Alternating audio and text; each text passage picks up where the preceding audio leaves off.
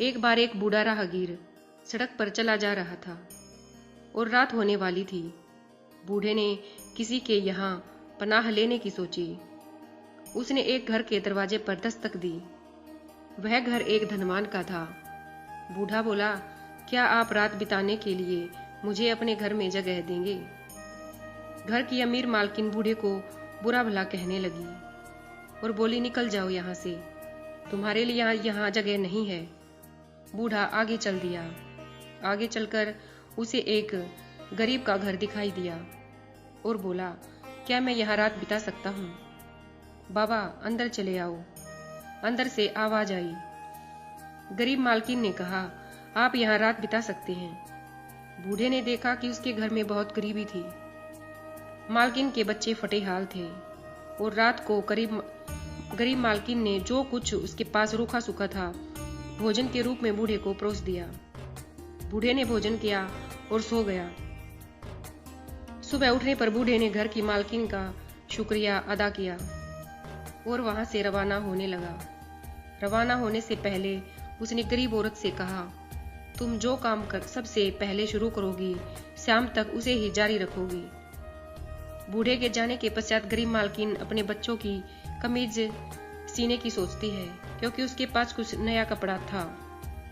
इसलिए वह अपने पड़ोसी धनी महिला से गज लेने गई। घर आकर महिला कपड़ा मापने लगती है, पर कपड़ा अधिकाधिक लंबा होता जाता है। उसका अंत ही नजर नहीं आता। वह दिन भर उसे मापती रही और शाम होने पर ही उसे खत्म कर पाई। शाम को वह धनी पड़ोसन को उसका गज वापस देने गई तो उसने सारा किस्सा उसे सुनाया और बोली, अब हमारी गरीबी दूर हो जाएगी। हाय राम, मैंने उस बूढ़े को अपने घर रात क्यों नहीं बिताने दी? उस धनी महिला ने मन ही मन सोचा। धनी महिला ने अपने नौकर से कहा, जल्दी जाओ और बूढ़े को वापस लेकर आओ। अगले दिन नौकर उस बूढ़े से मिला और वापस चलने को कहा। बूढ़े ने मना कर दिया। नौकर ने दुखी होकर कहा, बाबा, मेरी नौकरी का सवाल है। बूढ़े ने कहा, ठीक है, चलो। घर पहुंचने पर धनी महिला ने बूढ़े का स्वागत किया और 3 दिन तक बूढ़े की खूब सेवा की।